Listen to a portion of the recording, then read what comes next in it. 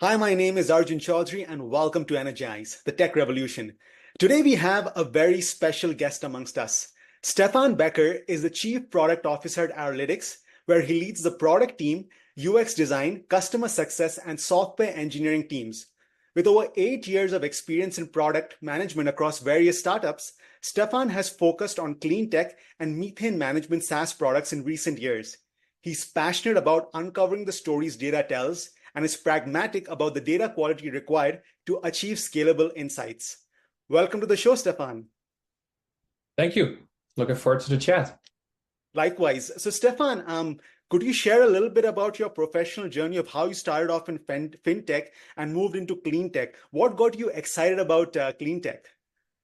Yeah, I think really from fintech to clean tech. I think fintech was at the time when I was working in that as a product manager. It was a very, very fast, exciting, moving space where you have these startups who were able to drive very purpose-driven missions that a larger, one of the big banks kind of thing could not properly do. And I really enjoyed this for a while. Like I was working on different sort of projects or products as part of a larger corporation. So really just, very different things of how to help people financially to achieve launching of a business or try to, grow and expand the business. So a lot of excitement there, just really that purpose I was able to provide indirectly. And then later on, when I worked at another fintech startup for a while, where I really learned a lot about product management, was very exciting at the same point because of the purpose that we were able to have, because we were really focused on really the Gen Z generation and to really help them build up savings and really just sort of that specific niche of the market. And it was quite exciting to see after a while in the project or not, in the time of that product launching and growing, that we had actual customers saying, because of you, for the first time, I actually have savings in my account and I'm debt free. So I really enjoyed that part of it. But then as I've been doing at that point, did fintech, different products for a while, I wanted to shift a little bit. And, kind of why I'm telling that story is I really enjoy just being able to work on something that has a purpose that I get more out of than just shipping products. That's when I start moving into the clean tech space, and particularly with the methane reduction sort of focus. Partially because it just has such a big impact on what you're able to create. And I think we'll touch on it later more, but methane is a very, very, strong, potent compared to CO2. Anyway, so again, the whole underlying thing is in as well, but clean tech is what got me excited. Is just, the purpose of it, the ability to really drive climate change, feel I have an impact there. Indirectly, other than my own direct efforts I could do of recycling and riding my bike, for example, is have an additional impact where we can, if you're really creative about it at some point through our product vision that we have, is we're really trying to make sure we enable our our persona. So with the right amount of solutions, if you will, so they can actually start to reduce methane and we can have a very good impact on that. So yeah. Again, sort of the underlying thread of all of this has always been for me trying to find purpose and impact, and clean tech is definitely the one I'm very much enjoying right now. Glad to hear that, Stefan. Such an exciting journey, and glad you're following a mission and purpose. Now, in terms of the methane space, the clean tech space, there's obviously greenhouse gas emissions such as methane, carbon dioxide. What is it specifically about methane in terms of its potency in comparison to carbon dioxide that it's important to curb methane? Would love to hear your thoughts on that. Yeah. Just the short, simple answer is probably the best. Is why there's such a focus on methane is that it's significantly more potent than carbon dioxide or CO2. Although it's really just present actually in smaller quantities in a shorter amount of time in the atmosphere. And when you put it in a period of 20 years, it's roughly 85 times more impactful on global warming than CO2. So essentially what we call its global warming potential, or GWP, is 85 times as more potent than CO2 in a 20-year time frame. So it will be around shorter in the atmosphere compared to CO2, but in that shorter time frame, 85 times more impactful on climate warning. hence that strong focus on methane from really globally. Different regulations are being introduced. There's the different climate agreements where a variety of countries come together, right? They sign up on to curb climate or global warming, and the top number one typically in there, or always is in there, really is methane, just because of that short time frame and how much of that we currently still emit into the air for various reasons. Not all bad, but there's ways to curb that for sure. So essentially, because of that much stronger impact than carbon dioxide, methane is key to focus on right now. Glad to know, and thank you for sharing that, Stefan. Now, your organization is working very closely with the energy industry and the key stakeholders.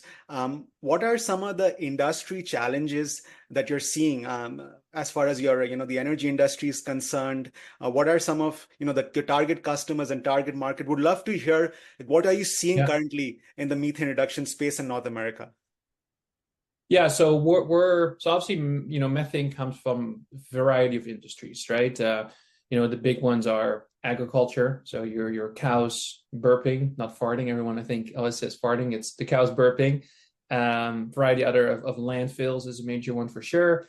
But in the extraction of oil and gas, methane gets released into the air as well, and that's just a very strong contributor to it. And we're focused on that industry. And so there's a variety of challenges for this industry. So, the good thing really to say from, Canada as well is that Canada has been really one of the first to introduce regulatory changes on the oil and gas industry to try to, create some focus on methane emissions through approaches that is sort of making regulations have producers check for leaks of methane, or called fugitives.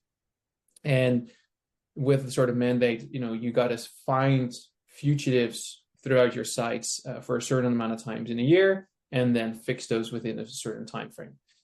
That's been around for a while, and then different changes are happening, and the regulatory is changing from there. And even that Canada has actually had to reset its target because they hit their initial target fairly quick, actually. So they set another fairly ambitious target.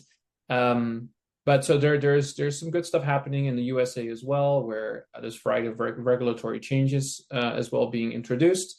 At the same point, the challenge is obviously for the industry is that, unlike, let's say, measuring CO2 out of your car, you put a sensor in your car, technically you drive around and you can measure it, right? You can measure how much energy I'm burning in my house. Whereas with oil and gas, to simply put it, is that their infrastructure are spread around very large geographical ranges. So let's say you have an Alberta producer. I think if you're not from here, but Alberta is a very, very large province, and it's just not financially feasible to just continuously 24/7 be scanning all of that. There's technologies that can do it, and for sure, but those tend to be then placed on large facilities. But anyway, so it's hard to at all times for all your assets know what's happening. The way of all these oil and gas facilities, they're quite complex builds. So there's intended venting, there's releasing to atmosphere, there's burning of methane as it comes out of the stack. There's the fugitives part. There's release of pressure. So there's a whole bunch of different reasons at that point as well, where it's intentional, unintentional release of methane into the air. So it's hard to really, as an industry for sure, is to on one end have regulations, in a way demand that the industry is trying to curb or reduce their methane emissions, but as well these need to be realistic. The production of, let's say, gas still needs to be economically viable to producers as well. So there's a lot of good regulations being introduced. There's a time for public commentary, and you see changes happening. So anyway, that's a whole part to it. I can go on for a very long time about this. This is easy an hour-long topic, but I think just to keep it simple, it's just complex. It's not as easy as just seeing what gas I'm using in my house and I got a number. Yeah, there's a lot that comes to it. Financially, it makes sense to a degree. But the market is definitely changing really for the better. Other than the regulatory changes, there's also lots of producers out there who are getting, really want to be innovative. They put their methane emissions, other than like full, greenhouse gases, but they'll, publicly share these on their annual statements and their commitments to reduction. There's a variety of frameworks that producers can sign up with to get to certain gold standards, as these are called then for some of them, in terms of how actively you measure methane and if you're trying to work towards targets of reducing the methane. So there's a lot of really good stuff happening where, not just, there's not just a stick, but there's a lot going after a carrot as well. And there's different kinds of carrots, yeah. Glad to hear, Stefan. There are lots going on in the industry. Now, your organization, Analytics, is currently developing a SaaS product to attend to this methane problem. Would love for you to dive deep into, what is the product that is being developed and how it's going to help curb methanes and attend to the pain point of the customers. Yeah, and to start off, like Analytics is building a SaaS product to help look at all this methane data in a more efficient manner.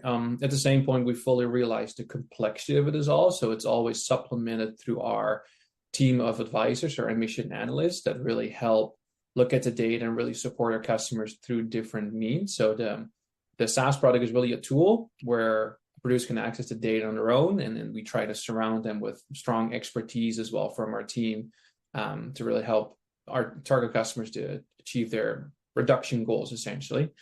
But in a way, how we tend to be referred often is that we're a data aggregator from different sensor companies. So how this works, so we're really focusing on those more progressive upstream oil and gas producers, and for them to measure their methane. So I haven't touched on this yet, but there's a variety of ways how you can measure methane. And again, the simple answer is that it varies all the way from satellite to an airplane to fly over, to a drone, to a pickup truck that drives around, to continuous sensor. So basically a camera on site that scans for methane. And then the most in-depth one is what's called an OGI camera. So, it looks almost like a VCR where folks will go around and find specific leaks. A lot of these producers will use a variety of these different sensor companies to find for their methane. But what we're hearing a lot in the industry is that, we pay, good amount of money for this methane to be found, but now it's sitting in a spreadsheet over here. And then the other company has a product over here. So they can't really bring all this data well together to properly and efficiently analyze it and then act on it. So we really come in to bring all that data together, all these different methane sensors, right? Again, from all the way from satellite, all the way to like your VCR handheld looking camera. And each has their own different limitations and capabilities of what they can and can't find. And we're really to try to really focus on bringing them to a producer that actually makes sense in each their own context. And then as well, adding in other pieces of data. There's this whole thing called engineered estimated methane. So instead of measuring, you use production numbers, an emission factor number, which often gets used for greenhouse gas measurements, but it would basically give you a number that is calculated, engineered estimated. So we place those on there as well. We start to integrate with what's called operational data, or SCADA, sometimes often referred in industry. So we bring all these different pieces of data together to really help producers with their methane management, project identification, abatements, mitigation of methane, reduction of methane, like something called a root cause analysis, so to really find a reason of the methane in the first place. So yeah, we bring all that in to really help a variety of innovative, progressive producers to help, to start reducing their methane most, cost efficiently, really. Yeah. Sounds very exciting, Stefan. With the prominence of artificial intelligence coming into light over the last few years, how is the plan of using artificial intelligence in your product, and in this product development journey of yours thus far? Has the product team experienced any challenges?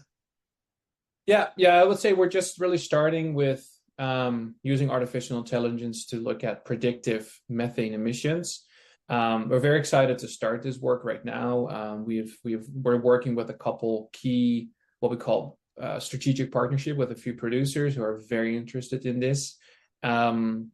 it's also going to be very complex. There's a variety of reasons why a methane is occurring. Like I mentioned a little bit earlier, right? There's venting, there's fuel flare, there's a leak. Some of that, I don't think, maybe at one point you're able to actually predict it. So, we're starting it intentionally where we think we can have the most accuracy for the producers in terms of where we're able to predict.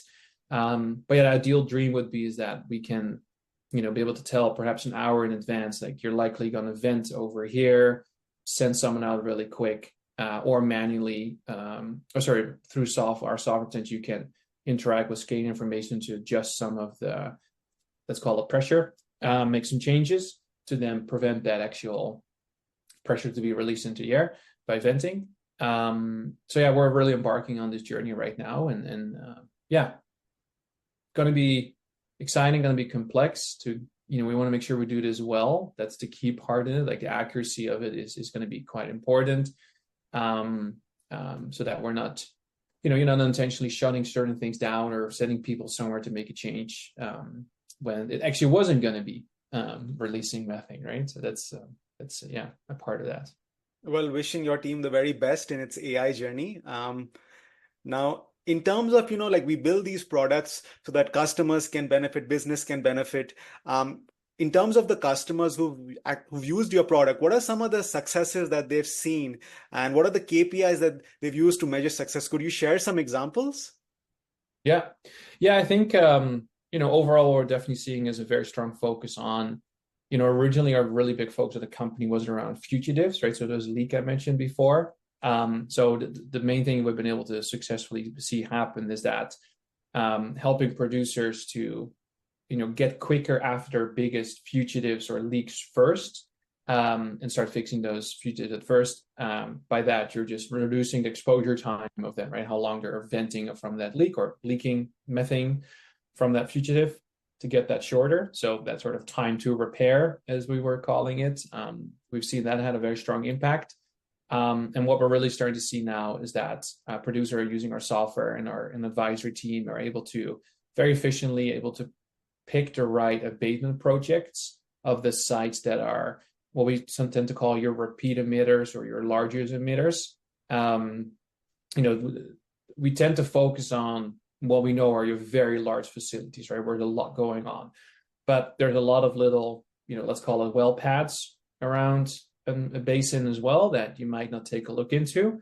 But using our data, because there's a variety of things then going into it, we can, the one you tend to forget about, it's a squeaky wheel that gets the grease. We try to find the ones that don't get that grease quickly, and be able to help them, like, okay, that's actually really good suited for an abatement project. So make physical changes to the site, the way how it works, so that it's no longer needing to run on gas to do its thing, but instead now run on, let's say, pneumatic air, or some other means. So those are very exciting. We've been starting to see happening now, and through that, reduction of their methane exposure in total. Yeah, and a lot more is going to be happening here soon. Like we're really still quite early in this journey. Even the industry is early in this journey, I'd say. So even in the next, I would say, 18 months, there's a lot of big things we have planned. One of them, predictive AI for sure. And then we're going to see even more impacts and a variety of other really interesting KPIs to help support that. Yeah. That's great to hear, Stefan. Thanks for sharing those examples and success stories.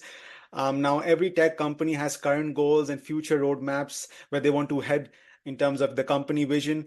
What's the current goals of your organization and the future goals of where it wants to head? It's simply, in a way, I guess simply it's continuing that focus on lowering the complexity of all of these different pieces of data, really bringing our own expertise, bringing the software to make it more understandable, and through that be able to influence the more reduction of methane emissions. Like that's really a key driver and a key purpose almost we try to put into our product.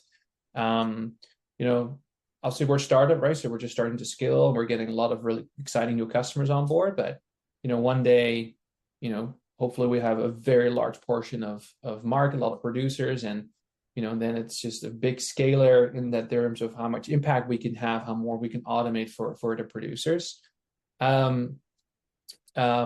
Yeah, so it's a lot around that. Big part of methane insights, making sure we're really helping with the accuracy and transparency in how we present our data. Those familiar with the industry, recently Bill C-59 was introduced, and that's going to be a very key one when you talk about avoiding of greenwashing, which is a term often used just in climate, change or reduction, generic. So greenwashing is going to be a key one, that we make sure the data we put in and how we present it to our users, our customers, is that we're very transparent in terms of how we might have calculated. Like there's some things we might need to run our own calculations by working with, we work with a university called the Flux Lab. They have a university in Santa Fe University near Halifax, and we work with PhD students there and candidates that help put what's called reconciliation frameworks together. But at the same point, we need to make sure we're very accurate and transparent towards our customers in terms of how we calculate these things, because they might ultimately present this publicly and specifically under the new bill if their carbon accounting practices are not up to snuff, just like how you need someone with a CFA credentials to do your own accounting as your company, right? Similar thing is starting to get introduced here, and we want to be very mindful of that, and we understand what that means. So there's a lot of that. And then the last thing I would say is, as I mentioned a little bit earlier, there's frameworks out there that try to give a sort of methodology in how you are able to calculate your actual, let's call it, footprint of your methane, so sort of your scale of like, how much do I actually weigh, what's my actual emissions.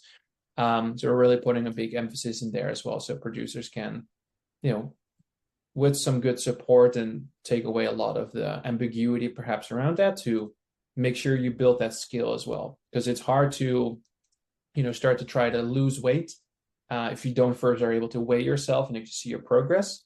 And there's different ways of how you can, I guess, build your skill, but there's more proven versions out there, and that's also going to be a key part of our journey here going forward.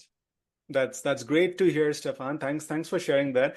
And lastly, where do you see, as far as the industry trends, future trends in this methane reduction space? And would you have any advice for some company who'd like to enter the space, a tech startup? Would appreciate any sort of insights on that. Yeah, I think the industry is really just so early. Like the methane problem, sometimes called, it's going to be around for a very long time. The regulations have just been introduced. The US industry is just starting to pick it up really well. And there's still a lot of them that probably aren't looking into it yet for a variety of reasons. So we'll start to see a lot more paying attention to it. The technology is only going to get better and better and more affordable over time, just economy of scale. So we're really just at the early stages of it. Like the producers we work with, they're really familiar with these sort of, the curve, right? We're very like the early innovators, early adopters. They were really starting to jump on and now learn more. But yeah, a lot that will be interesting. We're definitely not the only one out there. So we have some really good, other companies that we know that, offer similar to what we do. They're also looking at predictive. They're also building similar things. So there's only going to get more to support this wide industry. So anyways, I'm excited to see of the impact we're all going to be able to have on this together. I think a key thing we really try to stay close as a company as well is that, we're all here to reduce climate change, and it's not here for just, some have called it like the next gold rush almost, is methane. And sure, we're all businesses, we're commercial businesses, but at the same point, I have very good relationship with our competitors, and we have open discussions about what's going on. And in the end, we're all here to make everything better. And again, towards reduce global warming, which all affects us, right? So that's even personally a big one for me, to try not to see that in the wrong way. The other thing is just other tech companies looking into the methane space. Like I think I mentioned a couple of things already, but it's a huge industry. It's really just at its infancy. It's a really good time to come in and join in. There's only a handful of companies offering the service like we do, really. So it's coming in. It's definitely a very complex space. We rely a lot on our internal expertise teams, like our emission analysts. They know a lot about this space. personally, sitting in a room with them, I often have no clue what they're talking about, and they ask them, break it down to me like I'm five. So you need that really. The other part, which is, it's very fast moving still, like it hasn't settled, if you will. Regulations continue to change. Elections coming up in the USA, obviously, that can influence it significantly as well. Recent changes been made even to propositions for the midstream industry of oil and gas. We're focusing upstream, midstream is also seeing more now. So only more and more is coming. But at the same point, I think if there's a product manager listening right now, we're very much used to like listening to the customers, what are the pain points, and solve for that. There's definitely a need to do this, but at the same point, a lot of this R&D comes from us, right? They come to us saying, hey, I need roughly this overall. Like I want to be able to reduce my methane. How do I do that best? And that's where our R&D really needs to come in, where we come with the right solutions actually for them. So it's a very exciting way of doing product development that isn't just focusing on product problem statements. You do it in a way, but you solve it with very, very innovative solutions. And you need to be very much in touch with the industry. Yeah. Well, thank you so much for sharing that and for sharing your subject matter expertise in our episode today. So that concludes the formal portion of our interview. We like to end our podcast with a fun segment called the Rapid Fire, where our viewers and listeners get to know a little bit more about the personal side of our guests. So I have 3 questions for you as part of the Rapid Fire. Are you ready? Yeah, go ahead. Yeah. Great, Stefan. So firstly, as this is a tech podcast, what is your favorite app or a hardware product that you use, that you enjoy using? I think an easy answer for sure would be like ChatGPT. I think a lot use that. I more just use it honestly. I find it's kind of sad to say this, but I'm on Slack. I'm so used to instant messaging. If I need to write a formal email, I'm starting to get terrible at it. I feel bad for saying it. So ChatGPT is very nice to just plot something in, make it write it better, make it more professional. So that's a tool I use a lot actually. The other part that is actually a software product that I've brought with me every single company I went through and asked for a budget to get it really is Miro. There's Mural and there's Miro. So this is the Miro part. Mural I haven't worked with really, probably just as good, but I've always introduced it to my product team, software teams, and it's just such a fantastic product to dump all your thoughts together, tell a story around it really well, and synthesize your data. And particularly with a remote work, like our company is very remote. Like most of our developers are out east in Canada, and Miro is really just our daily tool as a team, even to again break down information, very ambiguous statements, present the right story, visualize it well. I could not do without it anymore. On a whole, sort of raving fan, I'm definitely one for Miro. Like I've always, like I said, always brought it along with me. Yeah. Great, Stefan. What has been a book that has had the big impact on your life that you've read, and why? Right. I'm looking at my bookcase over here. There's actually a few. I think the one that always sticks me with, I've had this question before. There's an author called Susan Cain, and she wrote a book called Quiet. And so it's not work related directly at all. But what I liked about it, so I was in my mid-20s, so it was about 10 years ago when I read this or I received it at an event here in Calgary. And it's about, introverts and extroverts. And she's really sort of claiming in a book, and I might be butchering it a little bit here, is that, you can be both, right? And anyway, so you can kind of sit in the middle. There's moments where you're extroverts, there's moments where you're introverts. And before, I guess, reading that book, I, in a way, struggled almost like with what I'm supposed to be to people out there. And I think, well, extroverts is good. You need to be an extrovert. So I always try to be that person.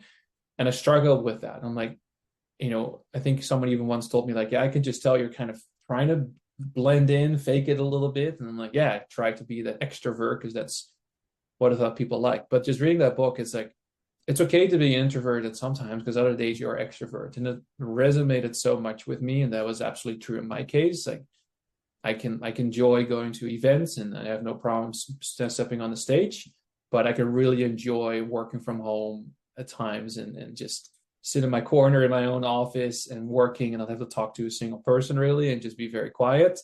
So anyway, so that book just gave me some sort of validation of don't try to be someone you're not, because you don't always have to be the person. It's okay to be other ones. And it just gives you a bit more of a confidence almost in terms of like just be happy with who you are. And yeah, it just ever reading that book 10 years ago, it had just an interesting impact on just how I saw myself. And from there, just staying true to who you are and listen to yourself and not try to be something you're not. Yeah. Thanks for sharing, Stefan. I'm glad it had such a profound impact on you. And lastly, do you have any final words of wisdom or a quote or a short story that you'd like to share with members of our audience? Yeah. Yeah. The one that always sticks with me personally. So I immigrated here from the Netherlands, and arguably it's a fairly easy immigration if you're from there, to be fair. But I've always appreciated to really get comfortable, to really grow, you have to be uncomfortable first. I've always thought it every day in my life. I like new challenges. I like some new things to jump in every single day. I need a challenge every day almost that makes me uncomfortable and jump into ambiguous things. And yeah, for me, it's just like to grow and to become comfortable at some point, you have to be uncomfortable first.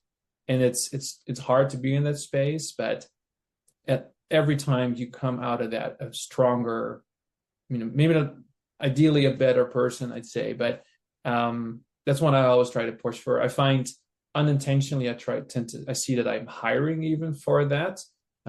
Folks that I've seen, because I've hired, I don't know, like 15 people, maybe more over the last few years in total. And every single time I found, like even just retrospectively, what kind of personalities have I hired? It's always someone that in their personal journey or professional journey, they have done things that made them very uncomfortable, like something major. And it showed me some sort of like rigor and tenacity in people, and they're looking to grow. They're comfortable with changes. And I think specifically working in startup land, it's not uncommon. You're very happy riding on the clouds one day, and the next day just comes crashing down, and you got to be able to work with those. And the more you've been in intentional uncomfortable situations in the past, the better you can handle those kind of situations. And again, particularly in, I would say, in startup land, and yeah, that makes it very powerful. I think you grow a lot from that. You can handle a lot and deal with different situations quite well. Yeah. Well said, Stefan. Thanks for sharing that. So that concludes our rapid fire. Thanks for your participation. Now, if our viewers and listeners want to get in touch with you, what's the best way? Probably LinkedIn. Yeah, that's the easiest one. I assume you'll put it in the show notes or somewhere. We'll absolutely do. Well, thank you so much, Stefan, for joining us in the show today. It was an absolute honor having you. From the team at ENERGIZE, wishing you and your team at Aerolytics all the best in the product development journey and lots of success. Yeah, you're very welcome. Thanks for having me. Yeah.